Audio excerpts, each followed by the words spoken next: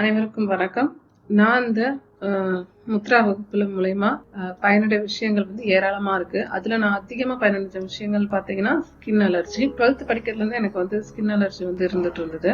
அதுக்கு நிறைய நான் சித்தா மெடிசன் சாப்பிட்டேன். பட் ஆனா பர்மனன்ட் கியூர் இல்லாம இருந்துச்சு.